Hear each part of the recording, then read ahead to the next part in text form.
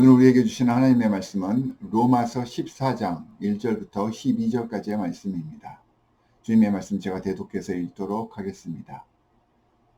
여러분은 믿음이 약한 이를 받아들이고 그의 생각을 시비거리로 삼지 마십시오. 어떤 사람은 모든 것을 다 먹을 수 있다고 생각하지만 믿음이 약한 사람은 채소만 먹습니다. 먹는 사람은 먹지 않는 사람을 업신여기지 말고 먹지 않는 사람은 먹는 사람을 비판하지 마십시오. 하나님께서는 그 사람도 받아들이셨습니다. 우리가 누구에게 남의 종을 비판합니까? 그가 서 있든지 넘어지든지 그것은 그 주인이 상관할 일입니다.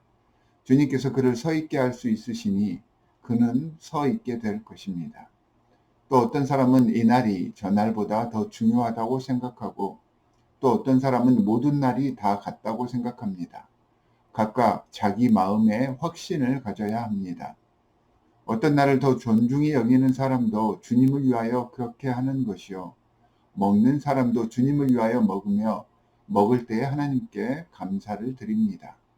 그리고 먹지 않는 사람도 주님을 위하여 먹지 않으며 또한 하나님께 감사를 드립니다. 우리 가운데는 자기만을 위하여 사는 사람도 없고 또 자기만을 위하여 죽는 사람도 없습니다. 우리는 살아도 주님을 위하여 살고 죽어도 주님을 위하여 죽습니다. 그러므로 우리는 살든지 죽든지 주님의 것입니다. 그리스도께서 죽으셨다가 살아나신 것은 죽은 사람에게도 산 사람에게도 다 주님이 되시려는 것이었습니다. 그런데 어찌하여 그대는 형제나 자매를 비판합니까? 어찌하여 그대는 형제나 자매를 업신여깁니까? 우리는 모두 다 하나님의 심판대 앞에 서게 될 것입니다. 성경에는 이렇게 기록되어 있습니다. 주님께서 말씀을 하신다. 내가 살아있으니 모든 무릎이 내 앞에 무릎 꿇을 것이요 모든 입이 나 하나님을 찬양할 것이다. 그러므로 우리는 각각 자기 일을 하나님께 사실대로 아뢰어야 할 것입니다. 주님의 말씀입니다. 자, 로마서 14장에서는 하나님의 공동체를 만들기 위한 영적인 비결로서 서로 비판하거나 판단하지 말고 배려하고 관용의 모습을 보이라라고 말씀을 해주고 계십니다.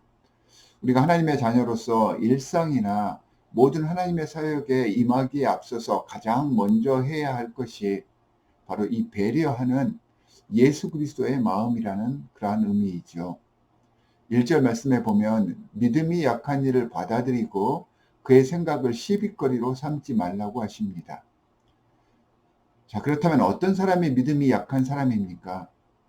우선 우리가 알아야 하는 것이 바울이 그 당시 교회 내에서 누가 믿음이 강하고 누가 약한지를 구분하기 위해서 한 말이 아닙니다. 인간은 자기를 사랑하는 마음이 강하기 때문에 자신이 생각하고 자신이 처해 있는 여러 가지 상황을 유리하게 생각하고 자신을 높이려고 하는 그런 본성을 가지고 있습니다. 그래서 자신의 믿음이 그 연차나 깊이 면에서 다른 사람보다 더 낫다라고 무의식 중에 생각을 해버립니다. 이러다 보면 내가 옳은 것이 있는데 왜 상대는 이 옳은 것을 하지 않을까라는 생각에서 상대를 자꾸 고치고 수정하려고 합니다. 그런 의미에서 이 말씀을 묵상해 보자면 단순히 믿음이 약한 사람을 돌봐주고 이해해 달라는 정도의 말씀이 아닌 것입니다. 상대를 믿음이 약한 이로 인식하려는 순간 이미 그 마음에 내 신념과 믿음이 상대보다 더 우월하다라고 하는 교만의 마음이 깔려 있기 때문에 우선 이러한 마음, 그 교만의 마음을 버리라라고 하는 권면의 말씀입니다. 물론 실제로 상대가 초신자이거나 무신론자들일 때에는 그들에게 좋은 가이드라인을 제공하기 위해서 이끌어 주어야 할 때도 있습니다. 하지만 그런 때조차도 비판의 태도나 심판하는 메시지가 전해지면 안 된다는 것입니다. 게다가 우리가 연약한 자라고 생각했던 사람이 우리보다 더 깊고 강한 믿음의 소유자일 수도 있고 비록 그 신앙의 연차가 짧아도 그 신학적 지식의 경륜이 부족해도 영적으로는 더 순수하고 하나님 보시기에 더 열정적이어서 하나님께서 더 기뻐하는 자녀일 수도 있는 것입니다. 한번 생각해 보시기 바랍니다. 우리의 영성을 우리가 제대로 파악할 수 있는지, 내 영성의 가치와 정도도 잘 모르는데 어떻게 다른 사람의 것과 비교하며 나를 더 우위에 놓을 수 있을까요? 서로 남을 심판하지 말자라고 하는 말씀의 의미 속에는 나를 성찰하고 나를 겸손히 볼 수 있어야 한다라는 의미가 내포되어 있는 것입니다. 그렇다고 잘못된 것에 있어서도 입을 다물고 가만히 있으라는 말이 아닙니다. 잘못된 것과 다름의 문제를 혼동하지 않는 지혜가 우리에게 필요하다는 말입니다. 중요한 것은 상대의 문제가 예수 그리스도와의 관계에 어떤 영향을 미치는지를 생각해 볼 수 있어야 합니다. 그의 생각과 습관과 믿음의 모습들이 예수 그리스도와의 관계에 좋은 영향을 미치거나 큰 문제를 일으키지 않는다면 굳이 비판하거나 판단할 이유가 없다는 것입니다. 그것은 이런 종류의 것들은 그저 다름의 문제일 뿐입니다. 바울이 로마서를 보낸 로마 교회의 상황을 조금 돌아보면 당시 로마 시중에서 파는 대부분의 육류는 이방신들에게 바쳐졌던 제물이 대부분이었습니다. 그렇다고 이방 신전에서 빼돌린 것들은 아니고요. 당시의 경제 시스템 자체가 그랬던 것입니다. 이방 신전의 제사장들이 자신들이 받은 몫을 생활비를 위해서 시중에 내다 팔았습니다. 로마의 기독교인들 중에는 이런 고기를 사먹는 것에 불편함을 느낀 사람들이 많았습니다. 자, 그럼 고기를 먹는 사람과 먹지 않는 사람 중에서 어떤 사람이 더 신앙이 좋아 보입니까?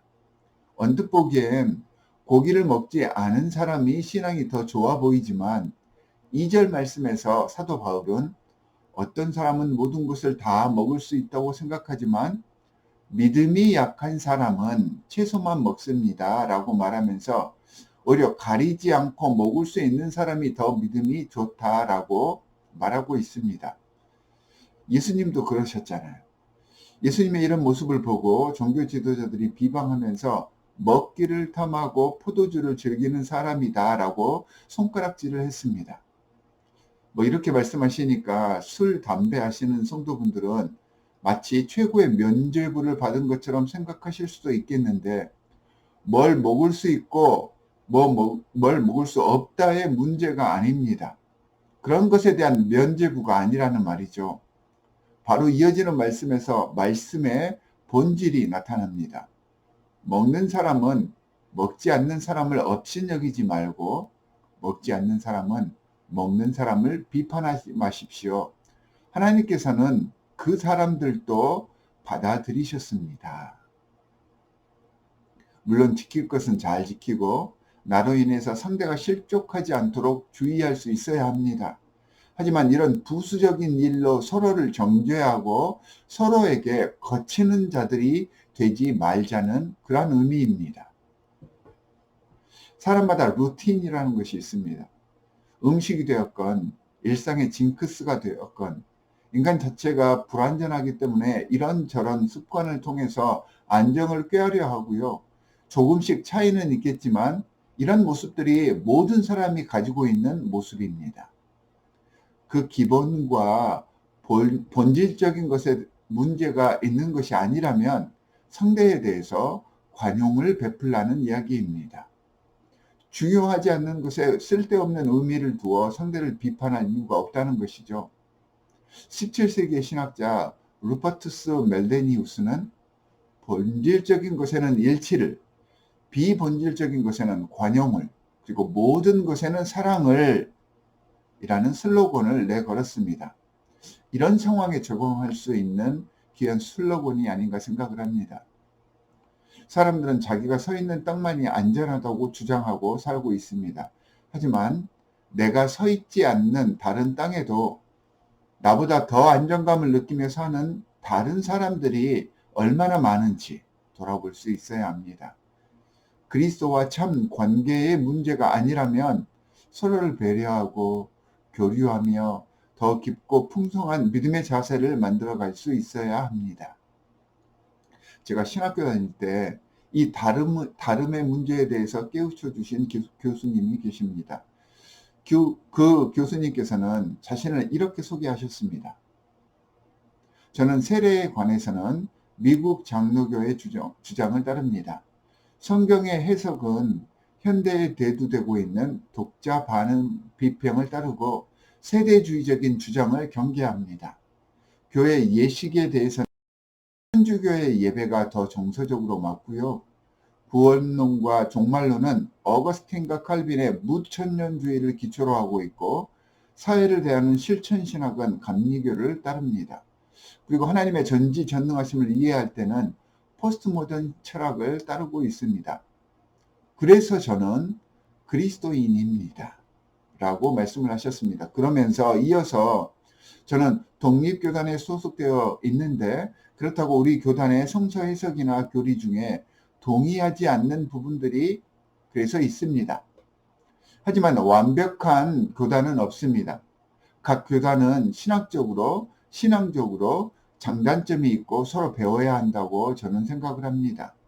자기 교단만이 옳다고 주장하는 신학자들을 저는 존경하지도 않고 그들과는 거리를 두려고 합니다. 라고 말씀해 주셨습니다. 21세기의 화두가 되는 많은 말들 중에 배려가 있습니다. 진정한 성공은 배려하는 사람의 것이다 라고 이야기를 하는데 우리 기독교인들의 정체성이 이 배려하는 사람들이 되어야 한다고 생각을 합니다. 비본질적인 것들에 집착하다 정말 중요한 것들을 놓쳐서는 안 되겠습니다. 하나님의 공동체 안에서 서로 세워주고 이해하며 성장해 가야 하는데 서로에게 거치는 사람들이 되어서는 안 됩니다. 본질이 아니면 관용할 줄 아는 하나님의 백성들이 되시기를 간절히 바랍니다. 비본질적인 것들에 목매고 판단하고 쉽사리 비난하지 맙시다. 예수 그리스도와의 관계와 그분과의 교제에 대한 문제가 아니라면 열리고 수용하는 이런 관용과 배려의 자세로 오늘 하루를 채워가시는 귀한 하나님의 백성들이 되시기를 주 예수 그리스도의 이름으로 간절히 축원합니다. 두 가지 기도 제목을 드리도록 하겠습니다. 하나는 교회 공동체 안에서 서로에게 거치는 자들이 되지 않게 해주십시오 라고 기도하시기 바랍니다. 두 번째는 이제 얼마 남지 않은 사순절의 기간 나를 돌아보고 주님과의 관계 속에서 거룩한 삶을 살게 해주십시오 라고 기도하시기 바랍니다. 두 가지 기도 제목을 가지고 우리 함께 기도하겠습니다. 하나님 아버지, 오늘 말씀을 통하여서 교회 안에서의 아름다운 화목과 일치를 위하여서 서로에게 거치지 않는 자들이 될 것을 요구해 주셨습니다. 하나님, 세상을 살아가다 보니까 본성에 의거하여서 나를 내세우고 나의 이익만을 생각하려 했습니다. 그러다 보니 내 주위에 분열이 생기고 다툼이 생기고 자꾸 문제가 생겼습니다. 하나님, 서로를 배려하고 품어 안고 서로의 다름을 인정해 줄 수 있는 영성을 갖춰갈 수 있도록 성령께서 저희들을 채워 주시옵소서. 하나님 아버지, 또한 이 사순절 기간을 지내고 있는데 주님께서 우리를 위하여서 베풀어 주신 그 귀한 희생과 헌신의 마음을 생각하면서 나 스스로를 성찰하여 더욱더 거룩하고 성결한 이 사순절 기간이 될 수 있도록 나를 주님께 묶어놓고 모든 일에 더욱더 주님께 맡기고 매달릴 수 있는 이 기간으로 주님께서 저희를 인도하여 주시옵소서. 오늘 또 주신 말씀을 잘 묵상하면서 승리하는 삶을 살 것을 주님 앞에 서원하오며 우리를 구원하신 주 예수 그리스도의 이름으로 기도합니다. 아멘.